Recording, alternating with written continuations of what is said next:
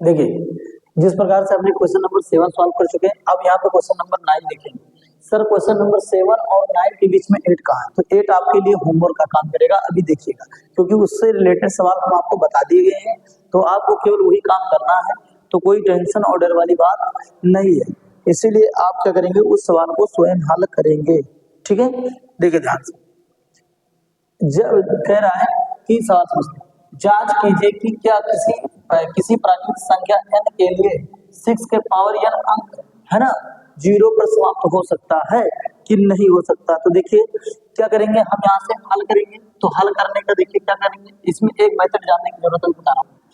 6 के power n का अभाज्य गुणनखंड करने का, तो 6 के पावर n का अभाज्य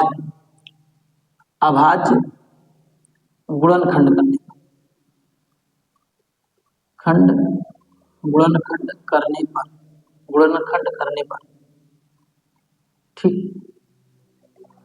तो करें 6 के पावर n का, तो 6 के पावर n को क्या लिख सकते हैं, 6 के पावर n है, यानी इसका मतलब 6 को क्या कर सकते हो, 2 क्रॉस 3 के पावर n लिख सकते हैं कि नहीं लिख सकते, यानी 6 का क्या कर देंगे, फैक्टर कर देंगे। तो 2 3 आए 6, 3 करने 3, देखिए हो गया कि नहीं हो गया, यानी इसके दो फैक्टर मिले 2 और 3, ठीक, तो 2 के पावर 3 हो गया कि नहीं हो गया। तो क्या कह रहा है, अब देखिए यहाँ पे समझने की बात ये है कि 2 क्रॉस 3 के पावर क्या है, n है, 2 क्रॉस 3 के पावर n है, तो 2 क्रॉस 3 के पावर n को क्या लिख सकते हैं, देखिए देखिए अब यहाँ से थोड़ा लॉजिक समझते हैं, जब कोई प्राकृतिक संख्या जब कोई प्राकृतिक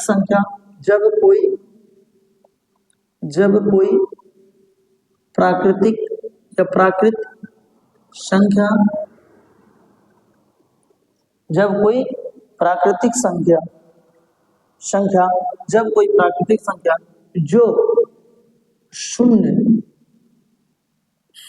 के रूप में शून्य पर समाप्त होती है, शून्य पर क्या होती है, समाप्त होती है। जब कोई प्राकृतिक संख्या जो शून्य पर समाप्त होती है, शून्य पर समाप्त होती है, तो उसका अभाज्य गुणनखंड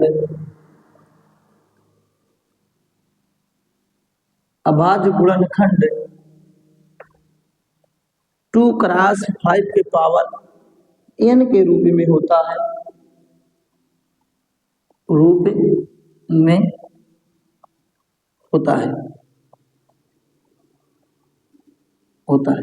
अब बताओ, देखो ध्यान से, कह रहा है कि जांच कीजिए कि क्या किसी प्राकृतिक संख्या n के किसके लिए, n के लिए संख्या 6 के पावर n अंक पर 0 पर समाप्त होती है। तो हम जानते हैं एक लॉजिक है क्या, कि जब कोई प्राकृतिक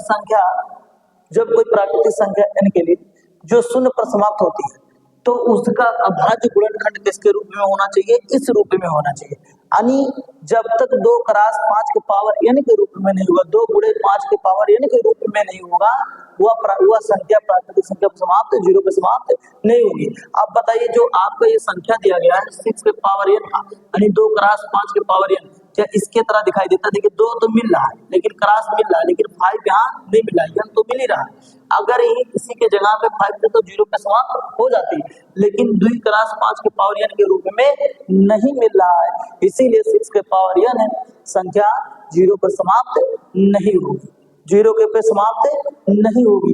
अगर वही संख्या, अतः 6 के पावर n है ना, 6 के पावर n शून्य पर समाप्त नहीं होगा, अतः 6 के पावर n शून्य पर समाप्त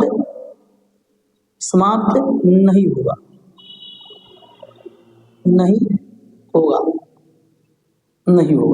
क्यों नहीं होगा, शून्य पे समाप्त नहीं होगा, तो क्यों नहीं होगा, तो क्योंकि देखिए 6 के पावर n का जो है उसका अभाज्य गुणनखंड 2 क्रॉस 5 के पावर n के रूप में नहीं है, इसीलिए 6 के पावर n शून्य पे समाप्त नहीं होगा। यानी अगर कोई भी संख्या दिया है यहाँ पे 7 दिया, 8 दिया, 10 दिया, 11 दिया, जब तक इसको इस रूप में नहीं लिखेंगे तब तक वो 0 पे समाप्त नहीं होगा। यानी इसका रूप इस तरह मिलना चाहिए। अगर इस देखिए इस तरह मिल गया, यहाँ पे 3 मैच नहीं, 5 जगह पे 3 आ गया तो मैच नहीं कर रहा है, इसीलिए शून्य पे समाप्त नहीं हो रहा है। अगर कोई भी अगर सवाल बनता है, अगर जैसे 10 कह दिए कि जांच कीजिए कि किसी प्राकृतिक संख्या n के लिए संख्या 10 के पावर n अंक 0 पर समाप्त होगा कि नहीं होगा, तो बताइए 10 का फैक्टर 2 5 का 10 यानी 2 क्रॉस 5 के रूप में मिलेगा तो शून्य पे समाप्त होगा, अगर नहीं मिलेगा तो समाप्त नहीं होगा। तो ये आपका सवाल हो गया, आप ये सवाल को उठा लीजिए। और देखिए इससे पहले मैंने 2-3 वीडियो आपको पढ़ा चुके हैं, 2-3 वीडियो में 2-3 सवाल पढ़ा चुके हैं, आपने होमवर्क नहीं लिया तो वहां पे आपका HW में होमवर्क का क्वेश्चन नंबर एक्सरसाइज देखिए HW में एक्सरसाइज किसका लिख दे भैया, एक्सरसाइज 1.1 का क्वेश्चन नंबर आपको शायद 5 बताया गया था।